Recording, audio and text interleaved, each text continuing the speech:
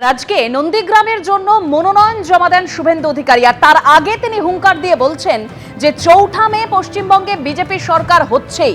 নন্দীগ্রামের মতো ভবানীপুরেও হারবেন মমতা বন্দ্যোপাধ্যায়।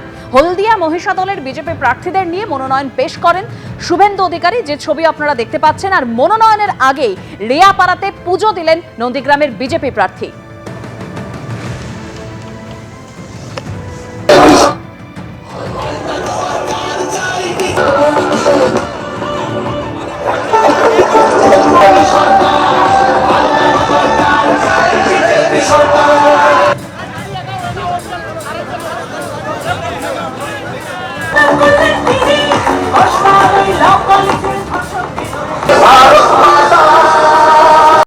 চৌঠা মে পশ্চিমবঙ্গে বিজেপি সরকার হচ্ছে হচ্ছে হচ্ছে।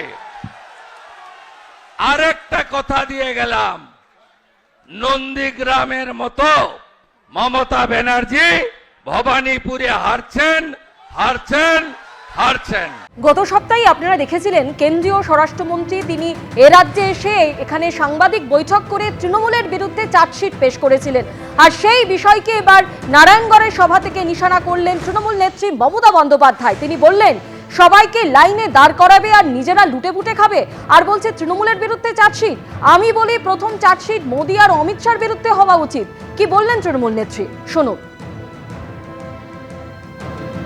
বিজেপি সরকার এত বজ্জাত আমি জীবনে দেখিনি, এত অত্যাচার আমি জীবনে দেখিনি, এত স্বৈরাচার আমি জীবনে দেখিনি, এত অনাচার আমি জীবনে দেখিনি। সবাইকে লাইনে দাঁড় করাবে আর নিজেরা সব লুটে পুটে খাবে। আর বলছে কি তৃণমূলের বিরুদ্ধে চার্জশিট। আমি বলি প্রথম চার্জশিট মোদী আর অমিত শাহর বিরুদ্ধে হওয়া উচিত, যারা দাঙ্গা লাগিয়ে দাঙ্গা করে ক্ষমতা এসছে। হিন্দু মুসলমানে ভাগাভাগি, আইপিএস এ ভাগাভাগি, আইএস এ ভাগাভাগি, ওয়েস্ট বেঙ্গল পুলিশ সার্ভিসে ভাগাভাগি, ওয়েস্ট বেঙ্গল সিভিল সার্ভিসে ভাগাভাগি, প্রশাসনেও ভাগাভাগি। কোনো দিন ছিল না। আরে এরা তো আমাদের কাজ করে, এরা আমাদের অ্যাসেট। আজকে বিজেপির অ্যাসেট হচ্ছে সবাইকে ভাগাভাগি করে ভুলিয়ে রেখে দাও। তারা যাতে নিজেদের মধ্যে ঝগড়া করে, যুদ্ধ করে, আর এই সুযোগে বিজেপি যেন দেশটাকে লুটতে পারে। আর ওদের মেন টার্গেট হচ্ছে বাংলাকে বাদ দাও, বাংলা রাজ্য তুলে দাও। আমরা বলি বাংলাকে বাদ দেয়া যাবে না, বাংলাকে রাখতে হবে। বাংলা আমাদের গর্ব, বাংলা আমাদের স্বাধীনতা, বাংলা আমাদের নবজাগরণ। ভোটের দিনক্ষণ ঘোষণার পরই আমরা দেখেছিলাম মুখ্য সচিব, স্বরাষ্ট্র সচিব থেকে একাধিক রদবদল, অর্থাৎ পুলিশ প্রশাসনে একাধিক রদবদলের পর এবার ডেপুটি সিইও সুব্রত পালকে সরিয়ে দেওয়া হলো। ডেপুটি সিইও অর্থাৎ ডেপুটি মুখ্য নির্বাচনী আধিকারিকই বদল করে দিল নির্বাচন কমিশন। সুব্রত পালের জায়গায় নতুন ডেপুটি সিইও হলেন রাহুল নাথ। আমরা আরো বিস্তারিত জানবো, সরাসরি আমাদের প্রতিনিধি রুমা পাল এই মুহূর্তে আমাদের সঙ্গে রয়েছেন। রুমা,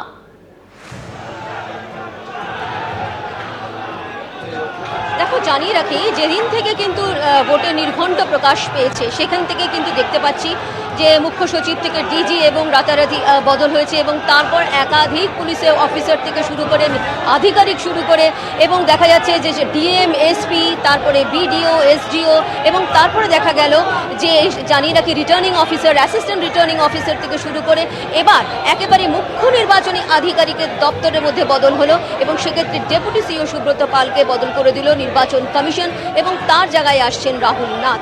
এই সুব্রত পাল তিনি 2018 থেকেই কিন্তু এই সিও দপ্তরে রয়েছেন।